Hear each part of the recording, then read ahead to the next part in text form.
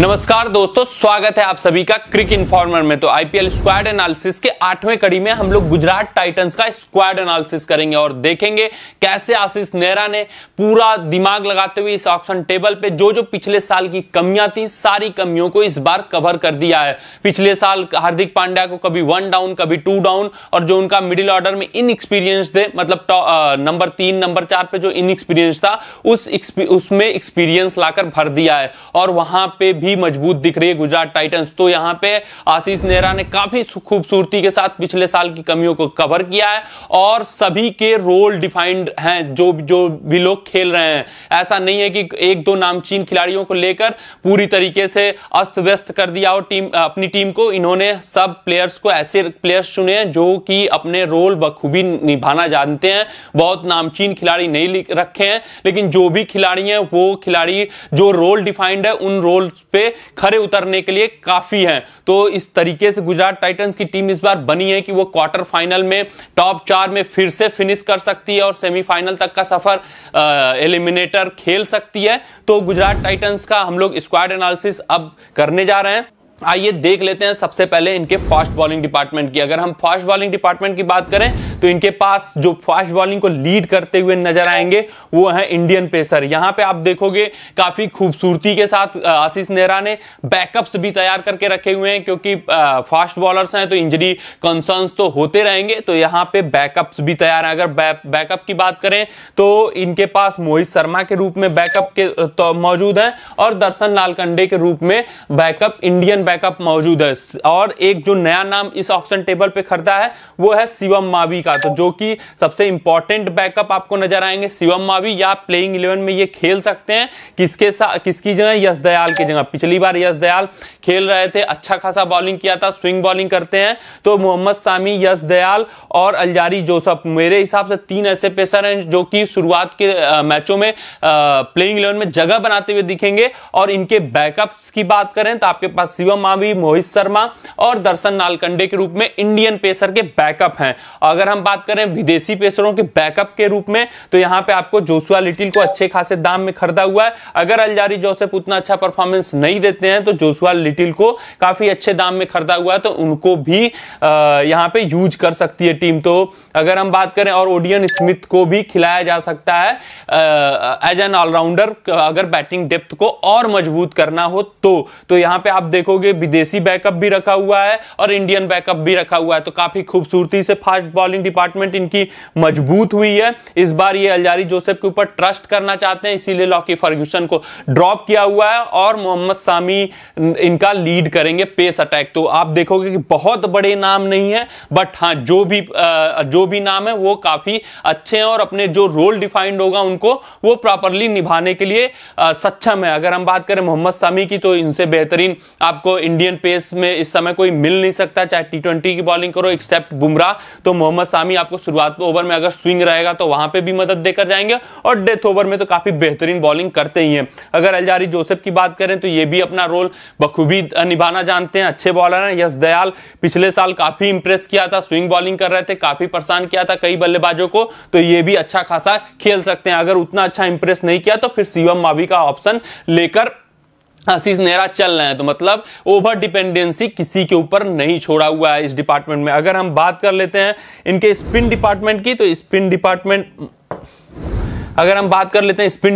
की तो स्पिनर्स आपके जो इनके स्पिन लीड करते हुए नजर आएंगे वो none other than Rashid Khan इनका स्पिन डिपार्टमेंट को लीड करेंगे। अगर मेन प्लेइंग 11 में बात करें सेकंड स्पिनर कौन होंगे, वो राहुल तेवतिया होंगे। तो राहुल तेवतिया और राशिद खान के रूप में इनके जो 2 मेन स्पिनर होंगे वो खेलते हुए नजर आएंगे। और जो बैकअप्स की बात करें आर साई किशोर बॉलिंग करते हुए नजर आएंगे, स्पिन बॉलिंग, और नूर अहमद ये राशिद खान के रिप्लेसमेंट के तौर पे हो जाएंगे। अगर राशिद को चोट लगती है तो नूर अहमद उतना इंप्रेस तो नहीं करेंगे जिस हिसाब से राशिद खान का औहदा है, लेकिन नूर अहमद भी बेहतरीन बॉलिंग करते हैं अफगानिस्तान की तरफ से।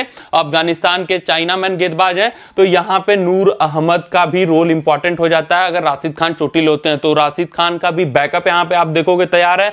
राहुल तेवतिया का भी बैकअप आर साई किशोर के रूप में तैयार करके रखा हुआ है। मतलब यहां पे भी आपको कोई दिक्कत नहीं महसूस होगी। जो टॉप क्लास के स्पिनर हैं वो प्लेइंग 11 में खेलते हुए नजर आएंगे, राशिद खान। और इनका अगर हम स्पिन डिपार्टमेंट, सारे स्पिन डिपार्टमेंट का कंपैरिजन कर लें तो इनसे अव्वल नंबर का स्पिन गेंदबाज मिलेगा नहीं। तो इनका प्लेइंग 11 में आप देख सकते हो कि टॉप मोस्ट स्पिनर भी प्रेजेंट है, फिर उसके बाद बैकअप्स भी प्रेजेंट है। तो यहां पे इनका स्पिन डिपार्टमेंट भी काफी अच्छा खासा दिख रहा है। अगर हम बात कर लेते हैं इनके ऑलराउंड डिपार्टमेंट की, जो कि टी20 क्रिकेट में सबसे महत्वपूर्ण पक्ष होता है, अगर हम ऑलराउंड डिपार्टमेंट की बात करें तो हार्दिक पांड्या इनके कप्तान, नंबर 1 ऑलराउंडर मौजूद रहेंगे। राहुल तेवतिया ऑलराउंडर हैं, राशिद खान भी अब ऑलराउंडर में इनकी काउंट होती है, हालांकि बॉलिंग ऑलराउंडर है, बट स्टिल ये भी कई मैचेस पिछले सीजन में इनको वन साइड मतलब अपने दम पे जिताया हुआ था, तो इनको भी काउंट करोगे। विजय शंकर एक ऑलराउंडर है, हालांकि इनका फॉर्म इनके साथ नहीं है। पिछले बार में 1 डाउन पे काफी मौके दिए गए थे विजय शंकर को, लेकिन उतना अच्छा प्रदर्शन नहीं दे पाए थे। तो विजय शंकर भी ऑलराउंडर हैं, बट उतना ये खेलते हुए आपको नजर नहीं आएंगे। अगर हम बात करें ओडियन स्मिथ, ये भी एक ऑलराउंडर है। अगर बैटिंग डेप्थ मजबूत करना हो तो इनको भी as a bowler, bowling allrounder खिला सकती है टीम। अगर बात करें अल्जारी जोसेफ की, तो ये भी थोड़ा बहुत गेंदबाजी कर सकते हैं। तो ऑलराउंडर्स में भी इनके भरमार है, ऑलराउंड डिपार्टमेंट भी इनकी तंदुरुस्त है। और जयंत यादव को स्पिन में मैंने काउंट नहीं किया, तो आप देख लेना, एक स्पिनर ये भी हैं जयंत यादव, ये भी स्पिन डिपार्टमेंट को मजबूत कर रहे हैं इनके। और ये जब खेलेंगे, जब ये खेलते हुए भी आपको नजर आएंगे राहुल तेवतिया, राशिद खान के साथ, जब अगर स्पिन फ्रेंडली ज्यादा हुई तब, तो जयंत यादव का भी बैकअप रख के चला हुआ है यहाँ पे। तो अगर हम बात करें ऑलराउंडर्स की, अब बात कर लेते हैं, तो Hardik Pandya, Rashid Khan, Rahul Tewatia, Vijay Shankar, Alzarri Joseph, Odean Smith, Jayant Yadav, ये इनके ऑलराउंडर डिपार्टमेंट है। और वो काफी खूबसूरती से कवर किया हुआ है कि सबके बैकअप्स भी मौजूद हैं। ओडियन स्मिथ को भी कभी खिला सकते हैं, कभी जयंत यादव को भी खिला सकते हैं, और विजय शंकर का भी एक ऑप्शन लेकर चल रहे हैं कि अगर इंडियन अगर ऑलराउंडर खिला रहे हैं तो विजय शंकर को भी हम खिला सकते हैं। विजय शंकर तभी खेलेंगे जब हार्दिक पांड्या को कुछ चोट वोट आती है, तब विजय शंकर को आप खेलते हुए देख सकते हो। तो ऑलराउंडर डिपार्टमेंट भी काफी मजबूत और सशक्त दिख रहा है गुजरात टाइटंस का, और काफी खूबसूरती से। कोई नामचीन खिलाड़ी नहीं है, लेकिन जो भी खिलाड़ी हैं वो अपना रोल बखूबी निभाना जानते हैं। चाहे राशिद खान की बात कर लो आप, चाहे राहुल तेवतिया की बात कर लो, फिनिशर्स में काफी बेहतरीन फॉर्म में है राशिद खान, राहुल तेवतिया, और चाहे आप ओडियन स्मिथ की बात कर लो, सब खिलाड़ी अपने में एक से एक बढ़ के हैं। मतलब इनको आप कह दोगे कि 10 ओवर से खेल के बैटिंग करके जिता दो मैच, तो नहीं जिता पाएंगे, लेकिन 3 ओवर 4 ओवर में 40 रन 42 रन बनाने हो तो इनके पास ये क्षमता है कि बनाकर जिता सकते हैं मैचों को। तो इसलिए अपने रोल जो इनको डिफाइंड है वो रोल करने में सक्षम है ये सभी बल्लेबाज। अगर हम बात कर लेते हैं इनके बैटिंग डिपार्टमेंट की, तो इनके जो मेन बैटर ओपनर करेंगे, इनके जो बैट्समैन हैं वो शुभमन गिल किसके साथ ओपनिंग करते हुए नजर आएंगे, वो है रिद्धमान साहा के साथ। तो रिद्धमान साहा को भी मार्कआउट कर लिया जाए, तो ओपनिंग करते हुए शुभमन गिल विथ रिद्धिमान साहा। अगर आप बात करो शुभमन गिल की, तो एंकर का रोल निभाते हुए दिखेंगे, एज ए ग्लू काम करेंगे, लेकिन यहां पे इस बार उनको थोड़ा सा तेज गति से रन बनाना होगा, क्योंकि 1 डाउन पे खुद केन विलियमसन अब आ गए हैं। तो केन विलियमसन अब पारी को संभाल सकते हैं, इनके अराउंड टीम खेल सकती है। तो शुभमन गिल को इस बार अपने स्ट्राइक रेट पे जरूर ध्यान देना होगा, और यही हार्दिक पांड्या भी कन्वे करना चाहेंगे कि अब हमारे पास जो कि बैटर्स हो गए हैं वो ग्लू मतलब जो थोड़ा स्लो स्ट्राइक रेट से खेलते हैं वो टॉप ऑर्डर में थोड़ा ज्यादा हो गए हैं। तो इसलिए जो पहले से स्लो स्ट्राइक रेट से खेलते हैं शुभमन गिल, उनको थोड़ा तेज गति से रन बनाना होगा। तो शुभमन गिल, रिद्धमान साहा, केन विलियमसन, 3 ऐसे बैटर हैं इनको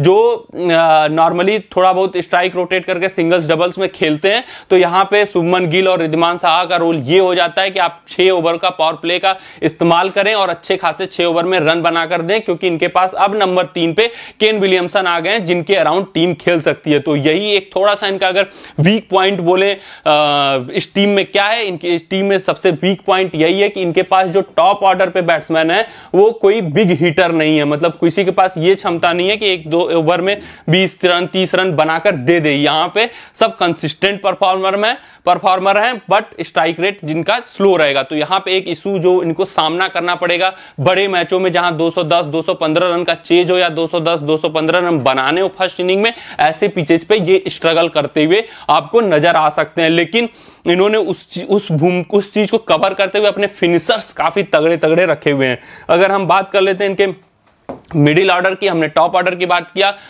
शुभमन गिल के साथ ओपनिंग करते हुए नजर आएंगे रिद्धिमान साहा, 1 डाउन पे केन विलियमसन, ये कंफर्म कर दिया है आशीष नेहरा ने कि नंबर 3 पे केन विलियमसन, और मिडिल ऑर्डर में हार्दिक पांड्या नंबर 4, नंबर 5 पे डेविड मिलर किस फॉर्म में थे पिछली बार सबको पता है, काफी बेहतरीन फिनिशिंग दिया था, इन्हीं का देन था कि कई मैचेज जीटी ने हारे हुए मैचेज जीत गई थी सिर्फ मिलर की वजह से, और ये कारनामा फिर से जीटी चाहेगी कि मिलर दोहराते हुए इस बार भी नजर आए। फिर उसके बाद आपको खेलते हुए नजर आएंगे अभिनव मनोहर, ये भी काफी अच्छा परफॉर्मेंस दिए थे जितने मैचेस खेले हुए थे। फिर उसके बाद राहुल तेवतिया, राशिद खान, तो ये इनका मिडिल ऑर्डर और लोअर मिडिल ऑर्डर हो गया। वहां पे आप फिनिशर्स देखोगे तो हार्दिक पांड्या के रूप में फिनिशर, डेविड मिलर के रूप में फिनिशर, अभिनव मनोहर के रूप में, राशिद खान के रूप में, राहुल तेवतिया के रूप में। तो फिनिशर का इनका जो देखोगे कि कितना डीप बैटिंग है फिनिशर्स के रूप में, ये काफी डीप है, और ये सभी अच्छे तरीके से पिछले सीजन में परफॉर्म किया था,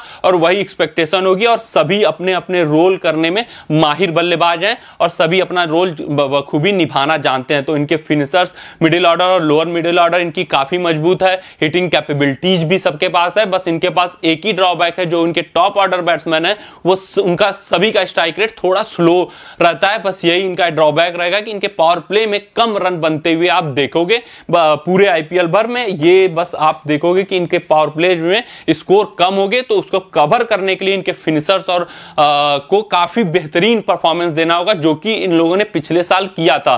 तो इस बार इनके लिए यही एक चुनौती होगी कि टॉप ऑर्डर में किस तरीके से तेजी से रन बनाए, कौन सा ऐसा बैटर होगा जो ये जिम्मेदारी उठाएगा कि मैं तेजी से रन बनाऊंगा। क्योंकि अगर शुभमन गिल की बात करें, उनका भी temperament same as Kane Williamson, चाहे रिद्धिमान साहा की बात कर लो, उनका भी यही है। बस साहा के पास यही जिम्मेदारी दी जाएगी कि आप ही ऐसे बैटर हो जिनको खुलकर खेलना है, क्योंकि आपका विकेट चला जाएगा तो हमें उतना मैटर नहीं करेगा। तो यहां पे ये इनका टॉप ऑर्डर बैट्समैन था, मिडिल ऑर्डर हो गया, लोअर मिडिल ऑर्डर हो गया, स्पिन डिपार्टमेंट हो गया, ऑलराउंडर डिपार्टमेंट हो गया, और फास्ट बॉलिंग डिपार्टमेंट हो गया। तो आपने देखा होगा कि हर एक डिपार्टमेंट में कोई उतनी कमी बड़ी नजर नहीं आ रही है। बस एक टॉप ऑर्डर में इनके देखा जाए तो यहाँ पे स्लो गति के रन बनाने वाले बल्लेबाज हैं, टी20 के मुफीद नहीं है, बट हाँ वो कवर करते हुए आपको मिडिल ऑर्डर और लोअर मिडिल ऑर्डर में ये नजर आ रहे हैं। तो ये काफी खूबसूरती से टीम बनी हुई है। अब इनका प्लेइंग 11 भी देख लेंगे कि कौन कौन से टीम पॉसिबल 11 में, कौन कौन से प्लेयर्स पॉसिबल 11 में खेल सकते हैं, और ये टीम सक्षम है क्वार्टर फाइनल में पहुंचने लायक है, टॉप 4 में फिनिश कर सकती है गुजरात टाइटंस एक बार फिर। आइए अब देख लेते हैं इनका पॉसिबल 11 क्या हो सकता है।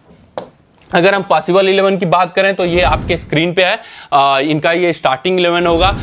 मतलब मेरे हिसाब से ये प्लेयर्स खेलने चाहिए इनकी टीम में, ताकि इनकी टीम एक मजबूत शुरुआत मिल सके इनकी टीम को। अगर हम बात कर लेते हैं इनके प्लेयर्स की, एक बार मैं नेम कर दे रहा हूं सारे प्लेयर्स को। तो नंबर 1 पे Shubman Gill, number 2 Wriddhiman Saha, number 3 Kane Williamson, number 4 Hardik Pandya, number 5 David Miller, number 6 Abhinav Manohar, number 7 Rahul Tewatia, number 8 Rashid Khan, number 9 Alzarri Joseph या जोशुआ लिटिल में मैंने 1 कर रखा है। मैक्सिमम चांस है शुरुआती मैचों में अल्जारी जोसेफ खेलते हुए दिखे, क्योंकि थोड़ा बहुत बैटिंग भी प्रोवाइड कर देते हैं। तो नंबर 9 तक इनकी बल्लेबाजी हो जाएगी। अगर Alzarri Joseph up to the mark न खेल पाए, अप टू द एक्सपेक्टेशन नहीं खेल पाए, तो जोशुआ लिटिल आपको खेलते हुए दिखेंगे।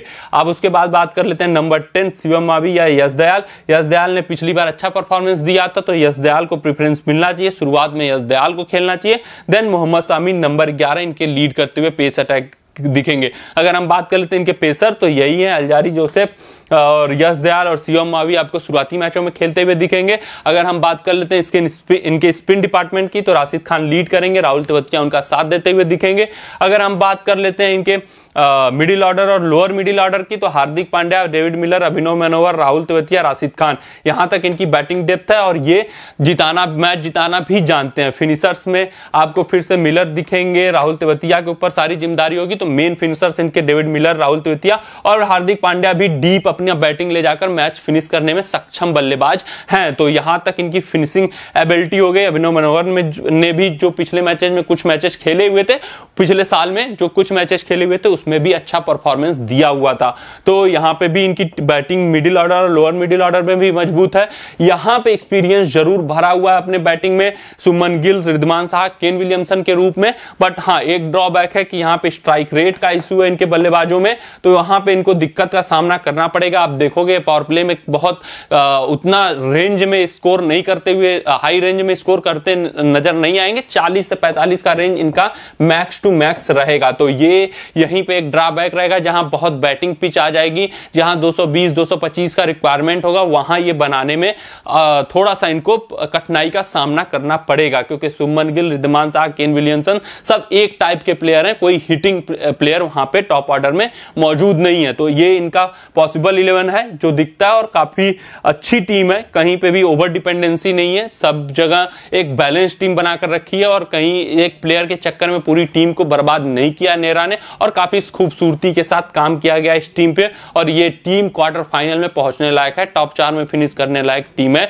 तो आज के गुजरात टाइटंस के एनालिसिस में बस इतना ही। अगले एनालिसिस में हम लोग केकेआर या राजस्थान का एनालिसिस किया जाएगा। तब तक के लिए आप अपना ध्यान रखें, कोविड से सुरक्षित रहें, मास्क पहने, हैंड सैनिटाइज करते रहें, और 2 गज की दूरी बनाए रखें, क्योंकि कोविड फिर से अगर हम चाइना की बात कर लें तो वहां पे वो लहर आ गई है, तो अब वो धीरे धीरे इंडिया में भी वो इफेक्ट करेगा। तो आप कोविड से सतर्कता बरतते रहें, ये नहीं कि सावधानी हटा दें वहां से, तो पूरी तरीके से सावधान रहें और अपना ख्याल रखें। जय हिंद, जय भारत।